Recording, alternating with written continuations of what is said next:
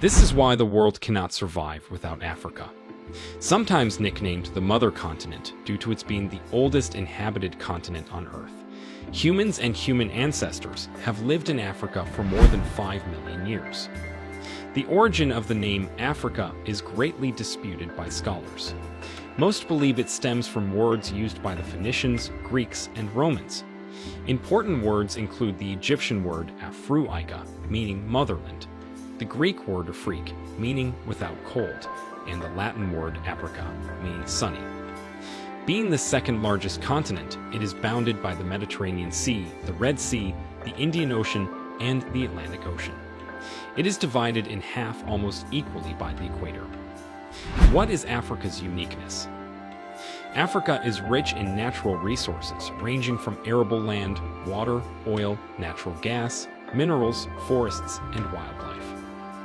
The continent holds a huge proportion of the world's natural resources, both renewables and non-renewables.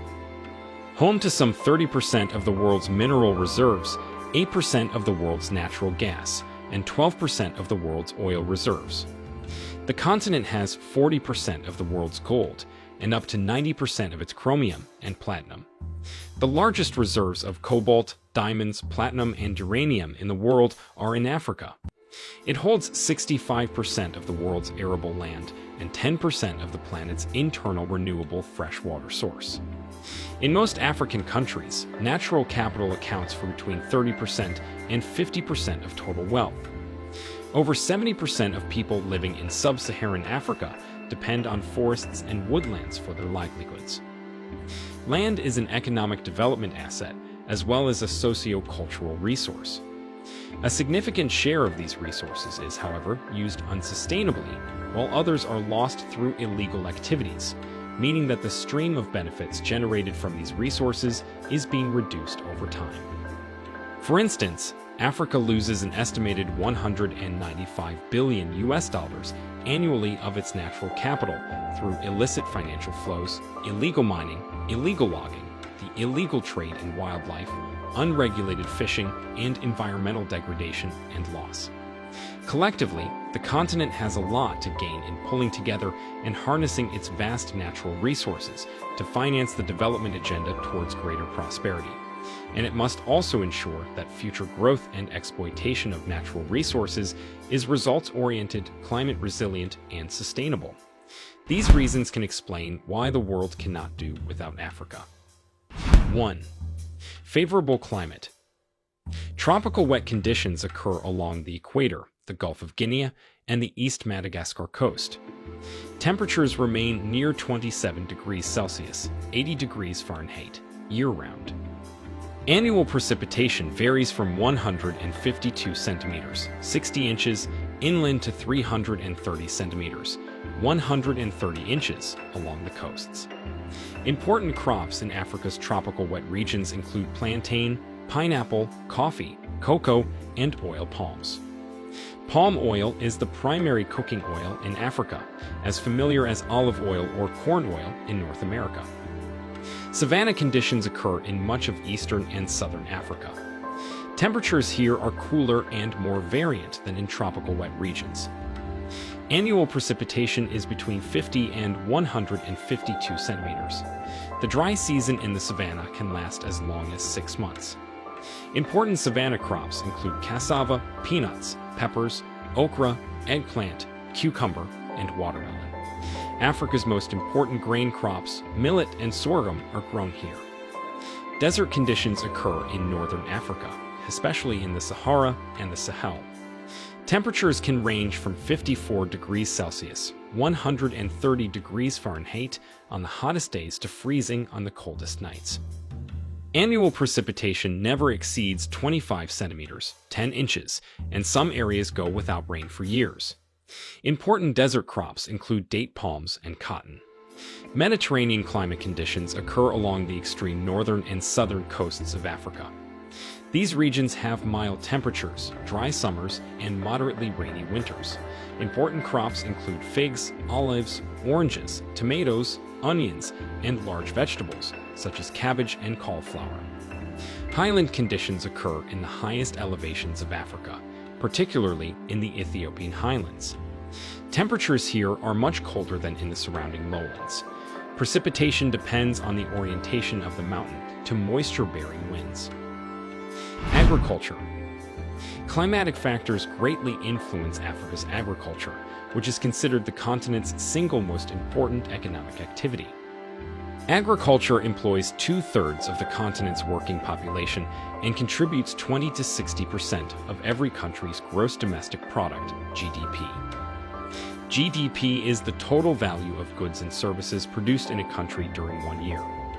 Important crops include alfalfa, potatoes, wheat, cocoa, and coffee. Forestry. Forestry, the management of trees and other vegetation in forests, is an important economic activity in Africa. On average, forest products account for 6% of Africa's gross domestic product, GDP, more than any other continent. This is a result of Africa's abundant forest cover, with 0.8 hectares, 2 acres, per person, compared with 0.6 hectares, 1.5 acres, globally. In Central and Western Africa, where forest cover is heaviest, the forest sector contributes more than 60% of the GDP. The export of forest products, especially high-grade woods like mahogany and okuma, brings in significant revenue. These woods are mostly found in the countries of the Congo Basin, Cameroon, Central African Republic, Republic of the Congo, Democratic Republic of the Congo, Gabon, and Equatorial Guinea, where there is a dense rainforest. Okuma, for example, accounts for 90% of the trees logged in Gabon. These woods are generally exported to Japan, Israel, and the European Union. Mahogany and okuma are used to make everything from homes to musical instruments to lightweight aircraft. Today, Africa is torn between developing its forests to their fullest economic potential and protecting these natural landscapes from overdevelopment. For instance, the Central African Forests Commission regulates Africa's forestry sector and promotes sustainable uses of the Congo Basin's rainforest products. The Commission created the Sanga Tri-National Landscape, a reserve that covers more than 1 million hectares, 2.4 million acres, of rainforest in Cameroon, the Central African Republic, and the Republic of the Congo. Fishing pole. Africa's fishing industry provides income to more than 10 million people and has an annual export value of $2.7 billion. Africa has fisheries on all its marine coasts as well as inland. The Great Lakes and Nile River, for instance, support huge freshwater fisheries. Marine fisheries are important to many coastal countries in Africa. West Africa is one of the most economically important fishing zones in the world, producing 4.5 million tons of fish in 2000. Namibia and South Africa are also major players in the marine fish market, exporting between 80 and 90% of their fish annually. The Eastern African countries of Eritrea, Djibouti, Somalia, and Kenya have well-established fisheries in the Red Sea and the Indian Ocean. Small fish, such as herring and sardines, are the most common catch on the African coastline. However, larger fish, such as tuna, cod, hake, and haddock, are the most profitable. Africa's extensive inland fisheries contain more than 3,000 fish species and account for 2/3 of global inland fish production. Unlike marine fisheries, the catch from Africa's inland fisheries is not exported. It is consumed almost entirely on the continent, forming a major source of people's protein intake. Africa's Great Lakes support the largest inland fisheries on the continent. Lake Victoria is the most productive freshwater fishery in the world, producing more than 500,000 tons of fish worth $600 million every year. The Nile perch, a highly prized catch that can weigh more than 45 kilograms, 100 pounds, and the Nile tilapia are Lake Victoria's dominant commercial fish species. Richness in gold. Africa is a major producer of important metals and minerals.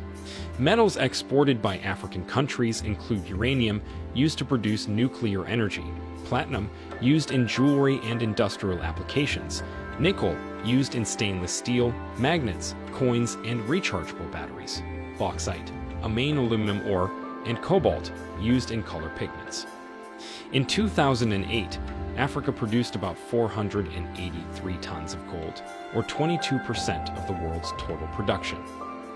South Africa accounts for almost half of Africa's gold production. Ghana, Guinea, Mali, and Tanzania are other major producers of gold. Richness in diamond. Africa dominates the global diamond market. In 2008, the continent produced 55% of the world's diamonds. Botswana, Angola, South Africa, the Democratic Republic of the Congo, and Namibia are Africa's largest producers of diamonds. Unfortunately, several African conflicts and civil wars have been caused and funded by the diamond industry. Diamonds that come from these regions are known as conflict diamonds or blood diamonds. In 2002, the United Nations created the Kimberley Process Certification Scheme, KPCS, in order to certify diamonds from sources that are free of conflict. The KPCS also aims to prevent diamond sales from financing wars. Countries that do not meet KPCS requirements are not allowed to trade with much of the rest of the world. The Republic of the Congo, the Democratic Republic of the Congo, and Côte d'Ivoire have all been expelled at some point in the last decade. Africa is home to select deposits of oil and natural gas, which are drilled for energy and fuel. In 2007, the continent produced 12.5% of the world's total oil production and 6.45% of the world's total natural gas production. Nigeria, Libya, Algeria, Egypt, and Angola dominate Africa's oil industry. Oil exploration has significantly increased on the continent, and many countries are looking to become first-time producers. The built environment. Africa's natural resource economy contributes greatly to the continent's built environment, or human-made buildings and structures. The largest engineering projects and urban areas are directly linked to the production and trade of resources, such as water, oil, and minerals. Yet much like the resource economies described above, Africa's infrastructure suffers from poor management and inefficient government regulation. Africa is home to a number of engineering marvels. The Aswan Dam, a complex of 2 dams in Aswan, Egypt, captures the world's longest river, the Nile, in the world's 3rd largest reservoir, Lake Nasser. The Aswan High Dam, the newer and larger of the 2 dams, produces more than 10 billion kilowatt-hours of electricity every year, enough power for about 15% of the country.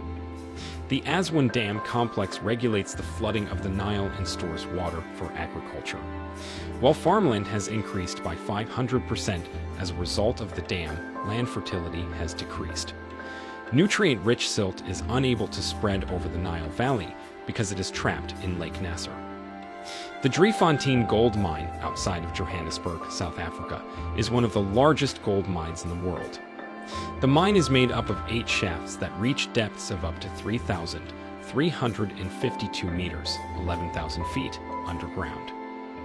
One of the shafts is in the process of being deepened to about 4,115 meters, 13,500 feet, making it the deepest mine in the world. 2 urban areas that demonstrate Africa's uneven growth are Lagos, Nigeria, and Johannesburg, South Africa. Both of these large cities have distinct economic engines that make them favorable for growth. At the same time, each faces similar problems as a result of this growth. Business centers. Lagos is Africa's 2nd most populous city, with a population of about 10.2 million people. Lagos is growing 10 times faster than New York City, New York, or Los Angeles, California, in the United States. The United Nations estimates that Lagos will be one of the largest megacities in the world by 2015. Lagos is the commercial and industrial hub of Nigeria, which has a gross domestic product that is triple that of any other West African country. Located on the oil-rich Gulf of Guinea and adjacent to the Niger Delta, Lagos is a center of oil extraction, refining, and export. The city is tied to the rise and fall of oil prices, creating cycles of extreme wealth and poverty. Lagos' unregulated growth has created a sprawling and chaotic urban landscape. Poor immigrants from rural Nigeria have flooded the city looking for economic opportunities. Residential zones are overcrowded, averaging 6 people per room. Slum communities are growing rapidly, taking over unsuitable areas such as nearby lagoons and lakes. Lagos suffers from water shortages, poor sanitation services, and heavy traffic.